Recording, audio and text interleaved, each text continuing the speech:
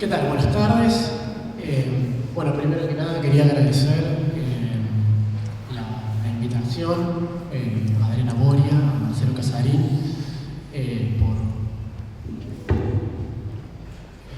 por haberme dado la oportunidad de estar acá junto a Noé Gittric en este espacio,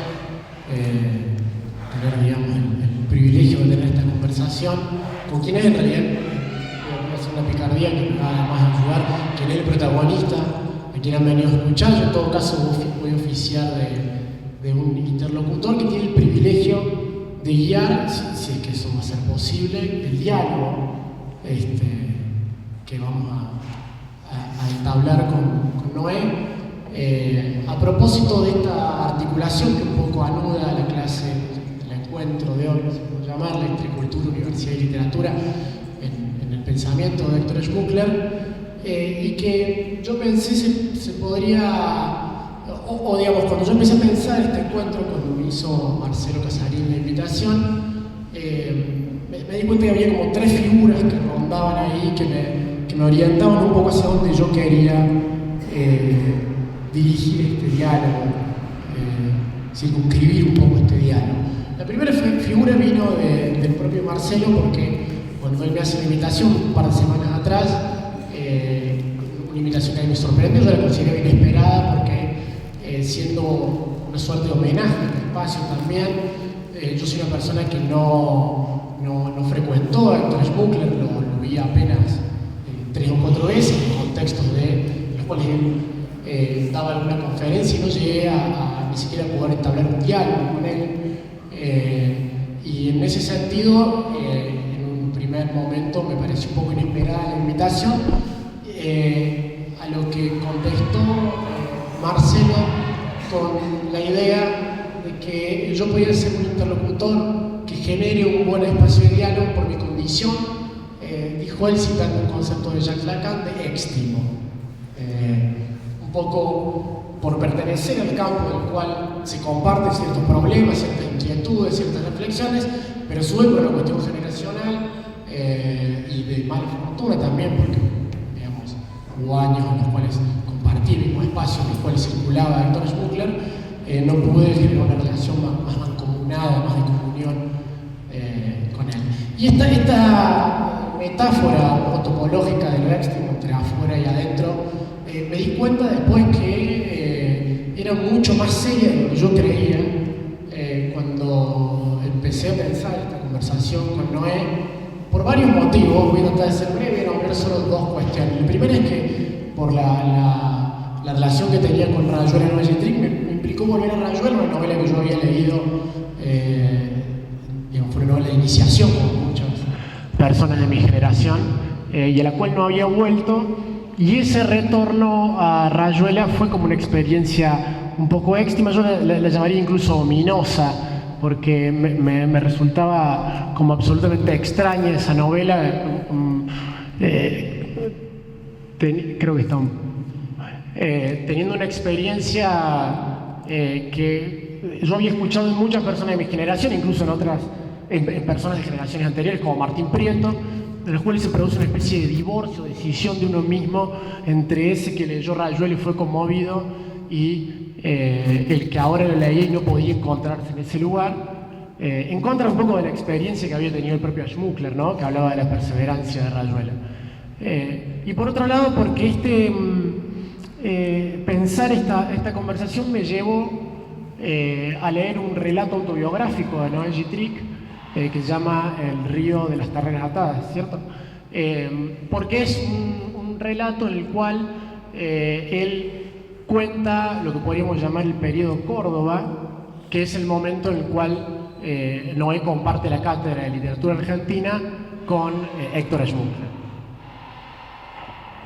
Y para mí fue ciertamente ominosa esa experiencia, en la medida en que lo externo es lo íntimo, porque no podía evitar en la lectura de ese texto una serie de experiencias de identificación con lo que estaba pasando y que me parece que son experiencias que yo vivo actualmente y que guían de alguna manera las preguntas y las reflexiones que yo quisiera hacer hoy pensando en esa coyuntura. Digo, Noé Gittrich llega a Córdoba con 34 años luego de una estancia en Francia. Yo en este momento tengo 34 años y acabo de tener una estancia en Francia. Noé empieza a dar clases en la Universidad Nacional de Córdoba en literatura argentina. Yo empiezo a dar clases en la Universidad Nacional de Córdoba en la cátedra de teoría literaria. Parte de esos relatos cuentan este inicio de convivencia con Tununa Mercado en Nueva Córdoba, en Colombia al 20. Yo estoy experimentando la misma situación, solo que en Lugones 24.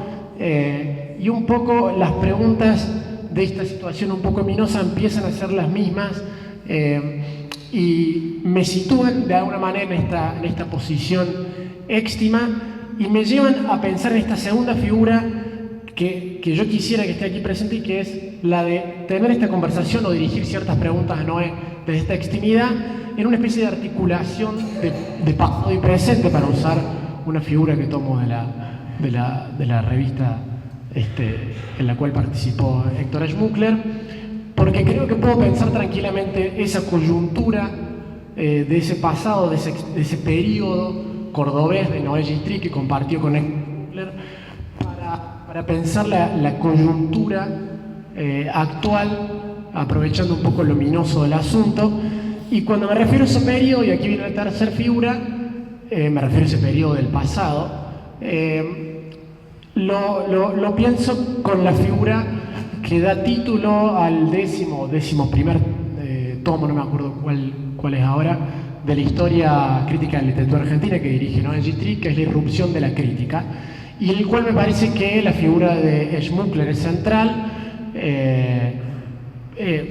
La irrupción de la crítica, pensando la crítica en un sentido amplio, no como sinónimo de crítica literaria, sino como proceso, se quiere, de desmitificación, de desfundamentación de lo dado, de lo natural, como proceso que cuestiona la ideología, digamos, y digamos que coincide, y me parece que podríamos centrarnos ahí, no si estás de acuerdo, con un periodo de tiempo que va de 1955, es decir, más o menos en los tiempos de contorno, hasta 1976, es decir, pasando por no solo este periodo que comparten Noé Gittrich con Schmuckler, sino digamos, coincide con las revistas Pasado y Presente, los libros, y con lo que podríamos llamar, por lo que se ha dado a llamar, la primavera interrumpida, que es de alguna manera la interrupción de esta irrupción de la crítica que se da a partir de 1976.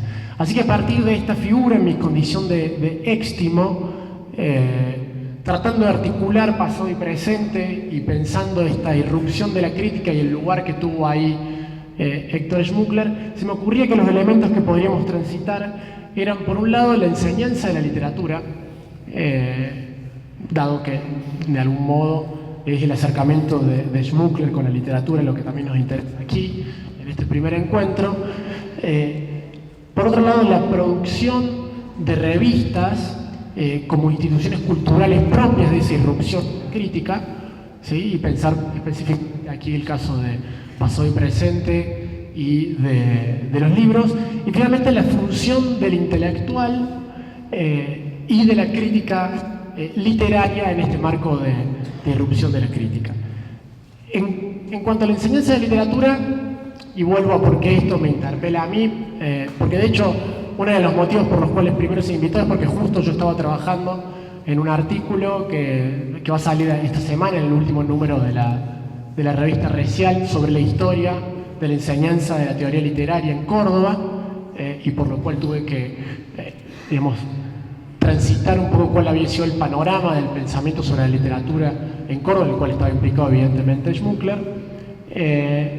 Y el problema de la enseñanza de literatura es uno que a mí particularmente me interesa porque lo transito como práctica y me vengo a encontrar en los relatos de Noé Gittrich que en un momento determinado, en esa cátedra que compartía con Héctor Schmuckler, empezó a haber una cierta insatisfacción sobre el modo en que se estaba enseñando la literatura, vinculado a una cierta insatisfacción con la perspectiva historicista con la que se le enseñaba.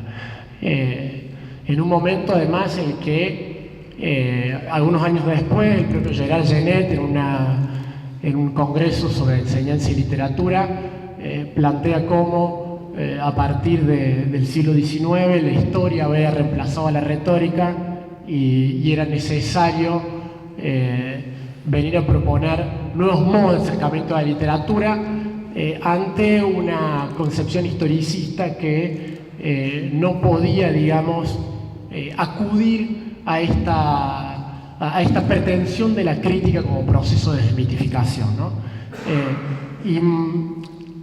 Me parece interesante que en ese mismo momento también, en el que empiezan a emerger una serie de teorías, entre las cuales está el estructuralismo, que menciona en el video Héctor Schmuckler, y que es un nombre importante en el marco de la manera en la cual el estructuralismo se incorporó al pensamiento cordobés sobre la teoría de la literatura. Me parece que ese desplazamiento que se empieza a producir, si uno empieza a mirar cómo se fue desarrollando la historia de la enseñanza en el espacio institucional de la universidad en Córdoba, tiene que ver de alguna manera con ese pasaje de abandono de las perspectivas históricas hacia lo que podríamos llamar la teoría, y que en ese momento es un conjunto de perspectivas que van de la semiótica al psicoanálisis, al estructuralismo, etcétera, todo eso que ya conocemos. Por lo cual, mi pregunta, Noé, lo que me gustaría que empecemos conversando es ese periodo en el cual compartís con Toto Schmuckler la enseñanza de la literatura en la cátedra, y cuáles eran las discusiones en torno a esto que mencionás en tu relato sobre esta crítica a la perspectiva histórica, que además es una crítica que él, me parece, lo pone en tensión con la propia perspectiva de su filiación con el Partido Comunista, en la cual una cierta vulgata del marxismo implicaba cierta adherencia a un realismo crítico a lo Lukács, que él mismo de alguna manera se distancia en el artículo que publica el primer número de Pasado y Presente, y hacia ahí, digamos, iría mi primera inquietud. Bueno, cada vez que se presenta una situación como esta, se me ocurre un verso del Martín Fierro, dice: en esta ocasión tan ruda, dice. Bueno, eso para mí es una ocasión tan ruda porque se me hacen presentes una enorme cantidad de situaciones o de imágenes, si se quiere, ¿no? La primera es que los micrófonos me aterran, ¿no? Porque creo que mi voz sale distorsionada y que por lo tanto me va a costar sentir un poco a la gente por el vehículo de mi voz, ¿no? Pero bueno, haré todo lo posible. Y digamos, se me cruzan muchas cosas. La primera sería como una imagen, ¿no? La cuestión del reconocimiento, ¿no? Y el reconocimiento tardío. Esta es una situación interesante, ¿no? Porque es raro que haya reconocimientos a tiempo. Que es el Toto Schmuckler, cuyo recorrido más o menos he seguido, no tan estrictamente como se podría suponer, sino un poco a los saltos, un poco así espasmódicamente, ¿no? Y un poco también a causa de cuestiones que no tenían que ver con nosotros, sino con la historia misma, ¿no? Lo que pasaba en el país y que nos hizo encontrarnos, digamos, sin habernos lo propuesto, ¿no? Entonces, el reconocimiento tardío es una situación muy interesante como para pensar en términos de la gente que ha hecho alguna cosa de su vida y en relación con la historia o con la cultura, ¿no? Y, digamos, la muerte de Toto, pese a su edad, que, digamos, no es exactamente la mía, pero bueno, por ahí andamos, ya la siento como prematura, como un hecho casi injusto. Pero bueno, no venimos a hacer acá algo fúnebre, no venimos a hacer una evocación de tipo en relación con la muerte propiamente dicha, sino por el contrario, a través de la figura o de la actuación de Smokler, pensar un poco en algunas otras cosas, en lo que sale de eso. Y ahí es otra imagen. Cierta gente es se presenta como un núcleo del cual irradiante, del cual salen muchas posibilidades de pensar, ¿no?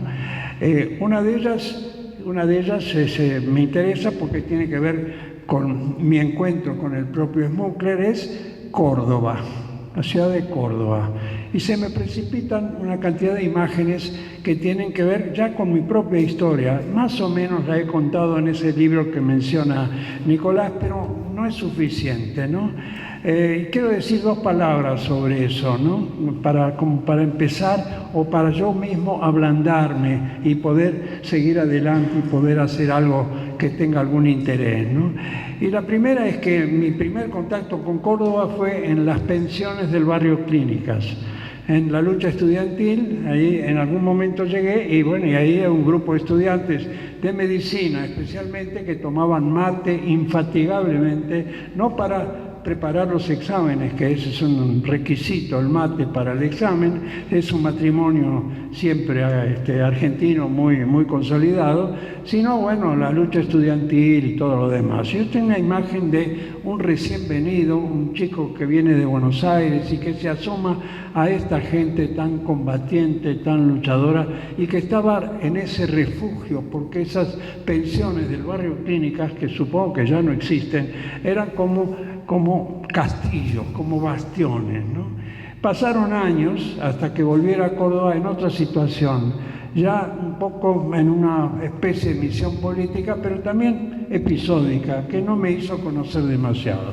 Y la tercera, la fundamental, la llegada a trabajar en la universidad, en la Facultad de Filosofía y Humanidades de la Universidad de Córdoba. Llegué aquí, en realidad no sé muy bien por qué.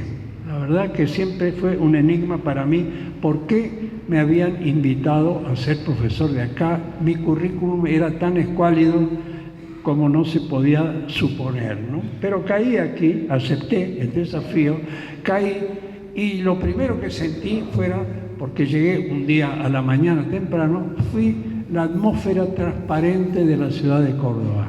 Esas mañanas que no olvidaré nunca, que sé que eran siempre en una llegada, eran una especie de iluminación. No las puedo olvidar. Eso era Córdoba para mí, ¿no? Una cosa así. Después, en el curso del día, la cuestión se complicaba un poco, o se oscurecía un poco, pero eso me quedaba vibrante. Y al llegar a la facultad me encuentro con una serie de personas que me resultaban al mismo tiempo que extrañas, sumamente atractivas. El primero de todos era el decano de la facultad, un mitológico Adelmo Montenegro, un hombre amabilísimo, que no me explicaba muy bien por qué me habían invitado. Yo podía adivinar que había una interna muy extraña en la que yo venía a desempeñar algún papel, pero no me importaba demasiado. La otra persona que inmediatamente conocí fue el Toto Smokler, a quien me presentaron ya como un hecho. Es tu ayudante de cátedra. No me permitieron elegir a ningún ayudante porque no tenía ninguna posibilidad, no conocía a nadie. Y después a otra serie de personajes que son inolvidables por diferentes razones. A Rebol, Enrique Luis Rebol, con su alter ego que era Sosa López, que alternativamente se peleaban y se reconciliaban. Era una especie de pequeña comedia de equívoco que celebraban entre ellos y que me divertía mucho, pero al mismo tiempo eran tipos sumamente interesantes. Y encontré que en la facultad además empezaba a haber otra gente. Y de pronto sentí que yo formaba parte de una experiencia universitaria única, creo que única en esos años, que tenía mucho que ver con un despertar de la cultura en Córdoba. Y me atrevo a decirlo de este modo, ¿no? Yo de antes sentía algo así como algo muy adormecido, muy afirmativo de sí mismo, de una entidad, de una condición, pero no cuya vivacidad había que buscar y encontrar. Y en la Facultad de Humanidades, de repente, empezó esa vivacidad, empezó a dar sus frutos. Mencionó en la entrevista que le hicieron al Toto, mencionó a Luis Prieto. Obviamente Luis Prieto fue una figura muy importante en ese momento, pero había también otros, había en todas las ramas, en todas las disciplinas que en la facultad se practicaban, había una cosa nueva que además recíprocamente nos empujaba a hacer cosas. Y las que yo hacía, encontraba en el Toto una complicidad ejemplar. Una tal complicidad que lo que él hacía yo lo ignoraba totalmente. Yo no sabía qué es lo que hacía él en sus funciones de él.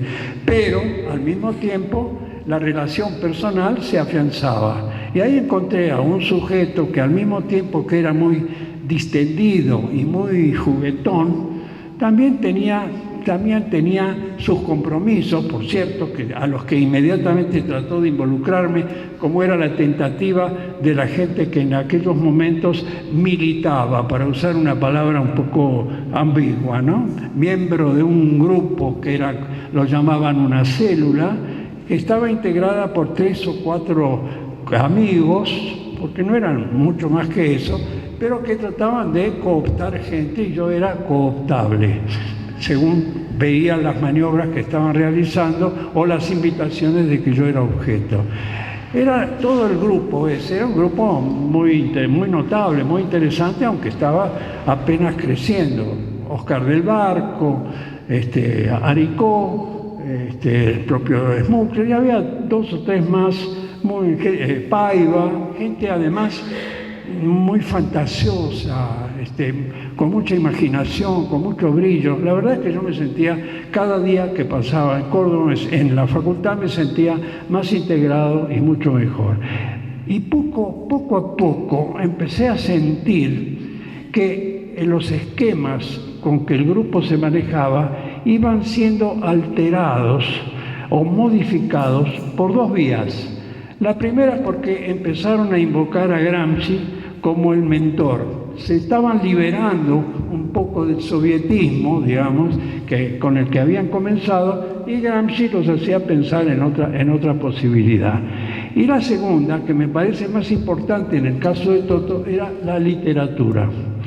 La literatura tiene ese poder mágico, cambia a la gente. No es que quienes se acercan a la literatura empiezan a ser otros, pero de alguna manera el discurso literario modifica, por empezar modifica el propio discurso, que era más o menos rígido, más o menos sectario. Más o menos sectario, pero no lo digo porque sí. Un día me invitaron a una charla que iba a dar un importante dirigente del Partido Comunista, que era Rodolfo Ghioldi. Yo quedé asombrado, aterrado. Le preguntaron a Ghioldi qué pasaba con no sé qué cosa, algo municipal, y empezó a hablar de los planes quinquenales de la Unión Soviética, y fue descendiendo de la Unión Soviética hasta llegar al municipio de Ferreira. Era una cosa de locos, eso impedía pensar. Entonces estoy empezando a creer que la tentativa de la que Smucker era parte, de pasado y presente, que fue muy importante, era justamente liberarse de ese discurso e ir encontrando otra cosa.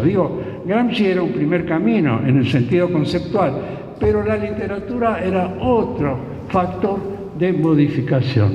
Tanto que de pronto, no sé en qué año, al primer, segundo, tercer año, y descubro que Smucker había escrito un ensayo sobre Rayuela de Cortázar. Era un desafío impresionante, y aparentemente no, estoy seguro, tenía algo ese artículo que hizo que Cortázar estuviera impresionado por eso mismo.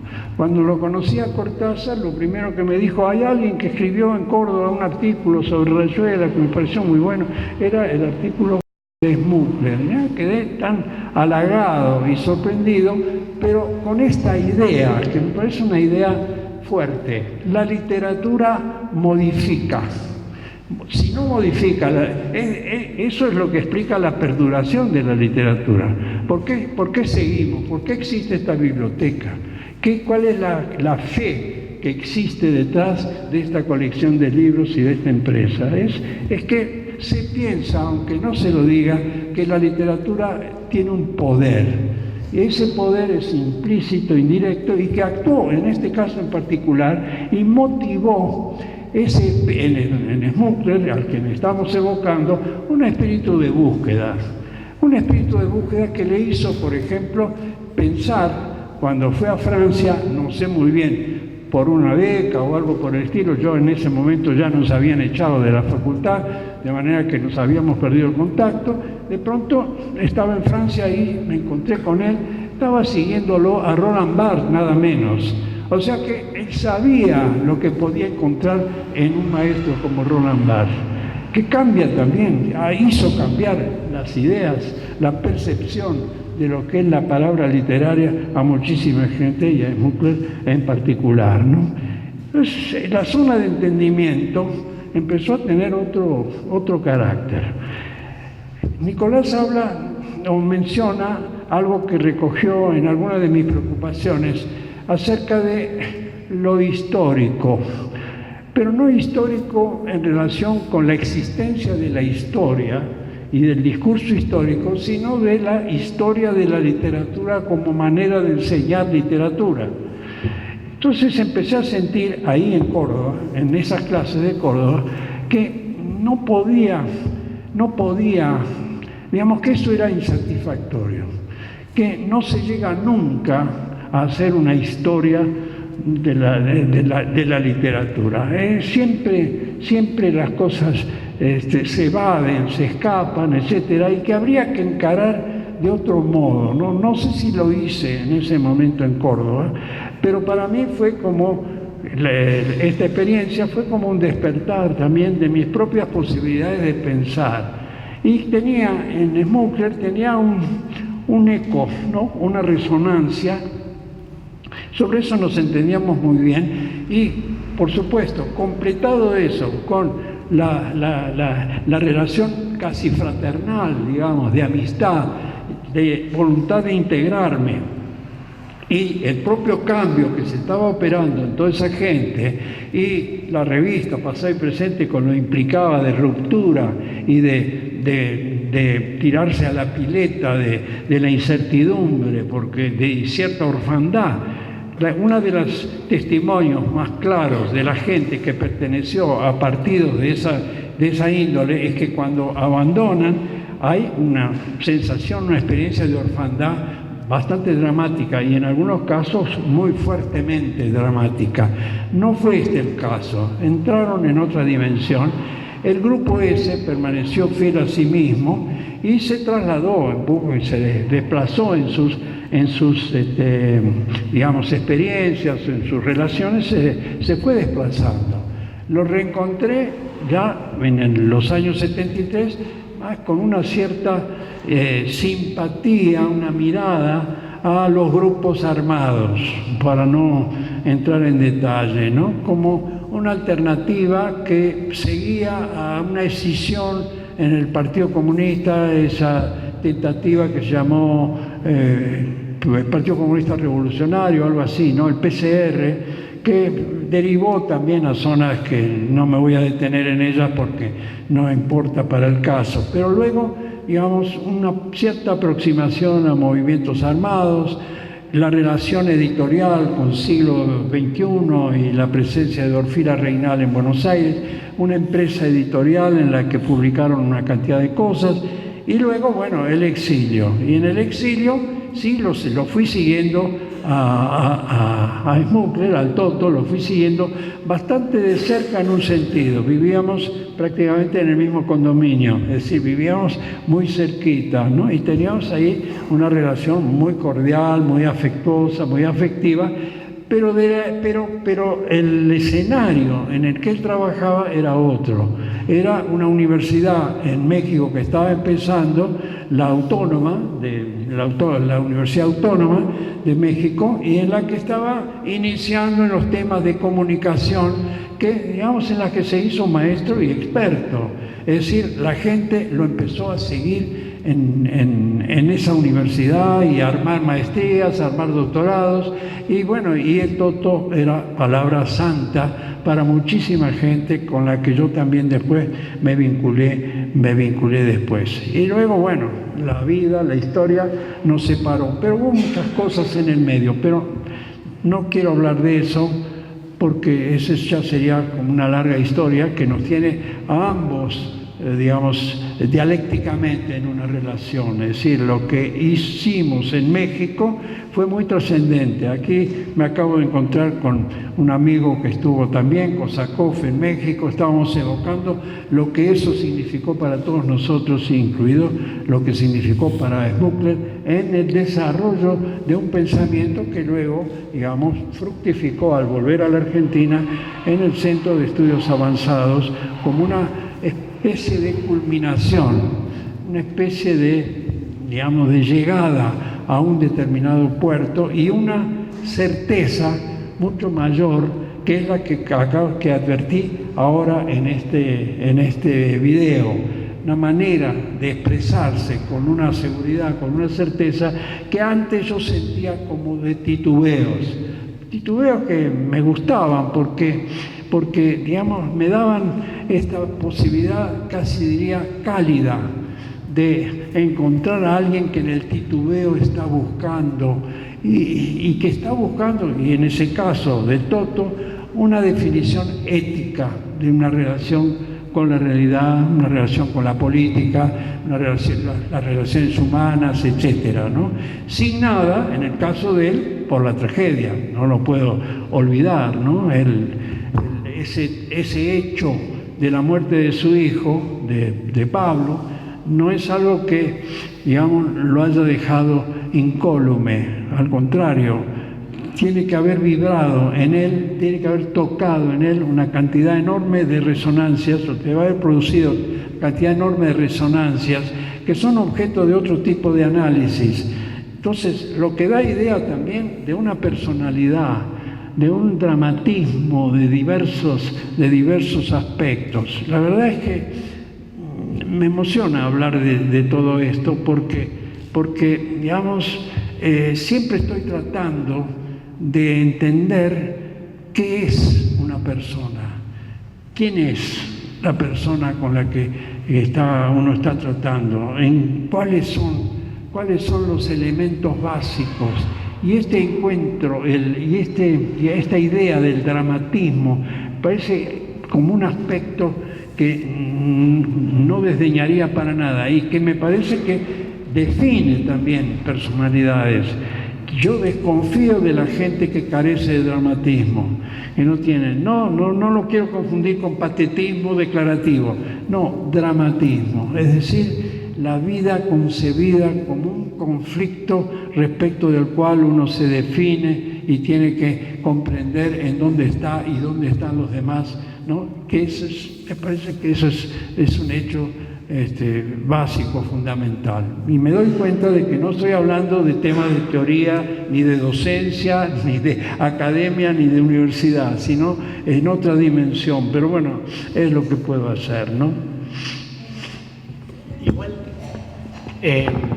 quiero recuperar esta cuestión de la ética sin abandonar mi pasión por recuperar algunas cuestiones teóricas vinculadas al pensamiento de Smukler en torno a la literatura, porque efectivamente algo que siempre me sedujo de él fue más su perfil intelectual ligado a una ética como modo de vivir, que era como su afección a pensar como manera de transformar la realidad, y en ese sentido creo que se inscribe su perfil intelectual y su rol de gran hacedor de revistas, porque creo que si algo fue Smukler, fue un gran hacedor de revistas, entre las cuales, dentro de este periodo que yo quería que nos situemos, que le llamo el de la irrupción de la crítica, retomando ese libro de la historia, está el caso de Pasado y Presente, que coincide con ese periodo que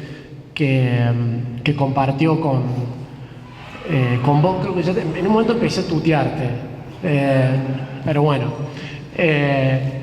Y como el caso de los libros posteriormente. Y hay algo que me llama la atención y que me gustaría ver si podés decirnos algo acerca de esto, que es el rol que jugó el Partido Comunista en esas dos revistas, porque de alguna manera esta especie de separación que él tiene con la perspectiva más tradicional, histórica, marxista que tenía el Partido Comunista, y del cual él se estaba separando para pensar la literatura. Y vuelvo a este artículo que publica Schmuckler sobre el realismo en el primer número de Pasado y Presente en el 63, que se enmarca dentro de una especie de manifiesto que lo firma José Aricó, pero evidentemente todos compartían esa perspectiva, y que tiene la idea de, bajo esta estela gramsciana, ¿no?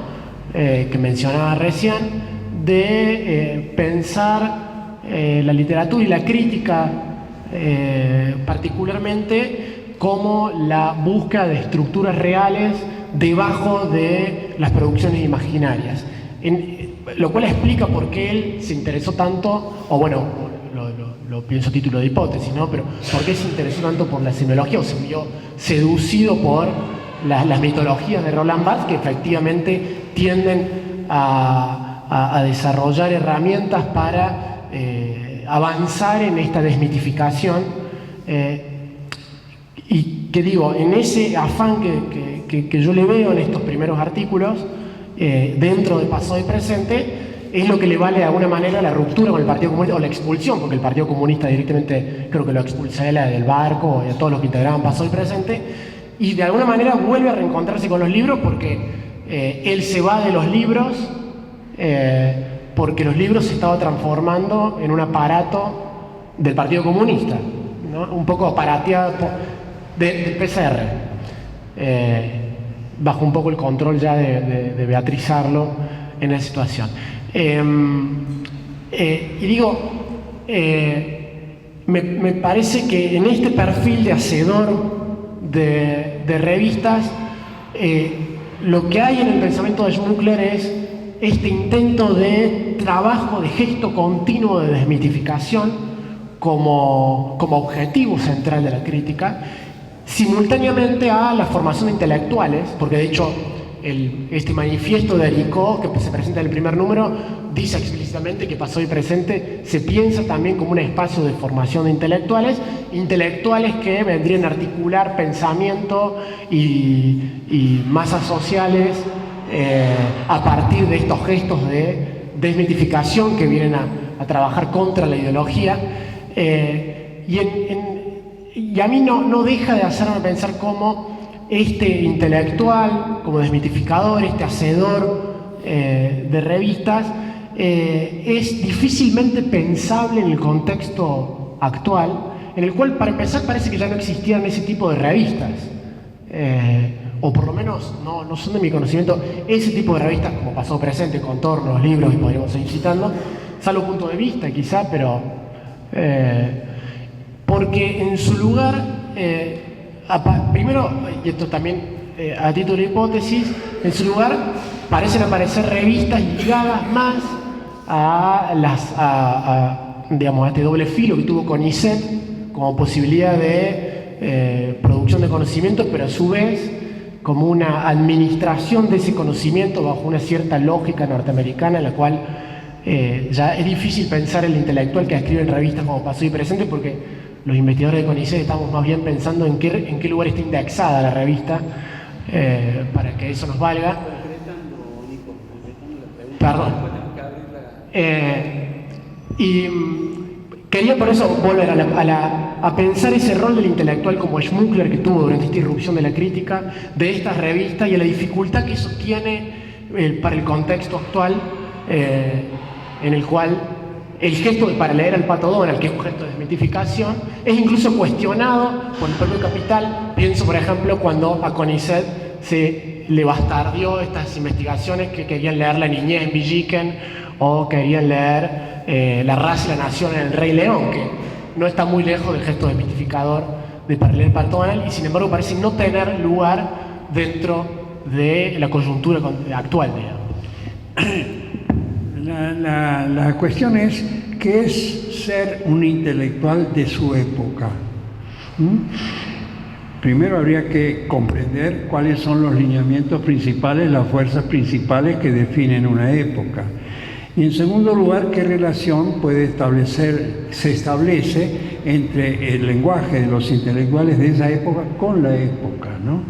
Y me parece que Smukler es un hombre de una época. Es decir, todo esto que está diciendo Nicolás, me parece que a través de las revistas es típico, o mejor dicho, puede encontrarse en una época en la cual, por ejemplo, reunirse, formar un grupo y proponerse hacer una revista es un intento de comprender lo que está pasando y de proponer un cambio, digamos, en la herencia de esa vieja frase marxista, no solo filosofar, sino también modificar o actuar o alguna cosa por el estilo, ¿no? En esa perspectiva, digamos, estas revistas se proponen, tienen un intento, ¿no? Y al principio, de pasado y presente, por ejemplo, el intento era de modificar el pensamiento cultural del Partido Comunista, nada menos. Era una intención, digamos, gigantesca, porque ese era un aparato, digamos, una especie de dinosaurio que se movía pesadamente y que no estaba muy dispuesto a hacer ningún cambio. Y la propuesta de pasado y presente es para que el partido cambie. Claro, al partido no le gusta que lo hagan cambiar. En general a nadie le gusta que lo hagan cambiar. Todo el mundo está contento en cómo es, y si alguien lo quiere a uno cambiar, más o menos lo rechaza. Y mucho más los dinosaurios, que ya se sabe cómo terminaron porque no quisieron cambiar también, ¿no? Bueno, entonces eso no funciona. El partido los expulsa, digamos, los encierra, los expulsa. Prefiere su ortodoxia a estas novedades que venían por el lado también de alguien que había querido cambiar el partido, que era Gramsci. Gramsci nunca se declara fuera del partido, para nada, no, sino que lo quiere modificar. Bueno, esa idea está en las siguientes revistas, por ejemplo, los libros. Los libros, hay otro movimiento junto al de la intención de ese cambio gigantesco, que es la seducción. La seducción que ejercen determinados, digamos, lo que en francés se diría maître à penser, es decir, maestros del pensamiento, ¿no? Y que, digamos, le abren un camino. Y la revista Los Libros es una réplica del nuevo lenguaje que está dándose en Francia en la revista Tel Quel, en las revistas post-estructuralistas. El estructuralismo que estaba dando sus últimos estertores en Francia genera un lenguaje muy complicado. Los libros, los medios que lo reproducen, pero al mismo tiempo hablar de los libros para una revista es también una propuesta de llamado de atención. Es como decir a la gente, más en un lenguaje más elemental, lean aquello que decía los libros no muerden. ¿Se acuerdan esa frase que es tan popular? Bueno, era un poco también. Todas esas propuestas eran también propias de un momento en que por el lado de la palabra, de la escritura, se podía pensar en modificar un poco el statu quo, ¿no? Eso coincide también con ese fenómeno que se llamó el boom. Es decir, el boom también implica esa idea, esa posibilidad. América Latina, a través de la imaginación, es capaz de darle al mundo una nueva manera no solo de escribir, o a partir de una nueva manera de escribir, le da una nueva perspectiva de comprender quiénes somos, etc. De ahí también esa intención que se da en los escritores del boom de la mirada histórica. Pero es una mirada histórica que es una réplica a la historia. Si vemos todos los libros, desde García Márquez a Carlos Fuentes y el propio Cortázar, son correcciones a la historia en esos desarrollos. Y Smukler creo que es también en ese sentido un intelectual de la época, con ese tipo de inquietudes, pero que desemboca en esta dimensión ética, que no la perdamos de vista, porque finalmente eso que llamamos ética tiene que ver con la idea, con el comportamiento, tiene que ver con la acción que se puede desarrollar, y que en México tiene su momento de crisis, cuando Smukler, en un acto de arrojo, de valor, empieza a cuestionar ciertas ideas en curso, tanto en el exilio como en la Argentina, acerca de la muerte, nada menos, del ajusticiamiento, de las acciones que se habían llevado a cabo, ¿no? Entonces, que eso produce una serie de irritaciones, discusiones y demás, pero las afronta porque, como siempre fue en todas sus decisiones anteriores, que no tuvieron un carácter tan radical como ese, ¿no? Siempre, digamos, generan un choque, ¿no? Que generan algo que molesta a mucha gente, que se toquen determinadas cosas, que se mueva un poco el tablero, ¿no? Voy por ese lado, ¿no? Es decir, tratando de entender nuevamente, repito un poco lo que decía antes, ¿qué era esa persona? ¿Qué era lo que lo movía? ¿No? Porque estamos hablando de eso, no de problemas de orden general, digamos, de el estado de la epistemología en un momento determinado. No es eso lo que yo soy capaz de hacer, sino en relación con él, de tratar de entender este tipo de situaciones. Y otra más, que tal vez no vaya en el sentido de las preguntas tan inteligentes que está haciendo Nicolás, da lugar a que nos sentemos y con toda calma las veamos, ¿no? ¿Qué es Córdoba? Y es Córdoba, y también una pregunta que yo no puedo responder, porque no estoy en condiciones de hacerla. ¿Qué es Córdoba ahora en relación con la Córdoba en la que yo tuve la suerte, la fortuna de hacer una determinada experiencia en el ámbito de la Facultad de Filosofía y Humanidades? Tengo la impresión de que no es la misma. Alguien me preguntaba, no sé si vos mismo, quizás hace un rato, si yo cómo encuentro a Córdoba. Yo decía que notaba ciertos cambios. ¿Qué clase de cambios? En la cultura no lo sé. En los cambios visuales, en la urbanística, hay cambios y me sorprende desde ciertos edificios, ciertas construcciones, y cuando, digamos, nosotros recorríamos las calles de Córdoba y nos encantaba lo aldeano de Córdoba, los amaneceres, las noches perfumadas, la posibilidad de salir, de recorrer el centro de Córdoba que era transitable, la gente pintoresca que andaba por las calles de Córdoba, la figura inolvidable de ciertos personajes, en particular el padre de Tununa, que era un personaje típico de Córdoba. Había gente típica de Córdoba. Y la insinuación, el comienzo de cambios. Fue increíble que, por ejemplo, en mi casa viniera a conversar sobre Cuba nada menos que Santiago H. del Castillo, que había sido gobernador, que estaba preocupado por Cuba, no preocupado, interesado por Cuba, un cambio, una cosa importante que se estaba dando. ¿Qué pasa ahora? No lo sé, no me atrevo ni a describirlo, ni a preverlo, pero es algo que me recorre. Estamos hablando de esto, es decir, la figura de Smukler que estamos evocando me evoca a mí mismo, es decir, tiene efecto sobre mí, no es una cosa que yo saco. Ahí está Neruda, ¿qué tengo que ver con Neruda en esta cosa? No, con él sí tengo que ver porque se refracta en mi propia sensibilidad y en mi propia, digamos, en mi propia ubicación en determinado lugar y en la vida en general, ¿no?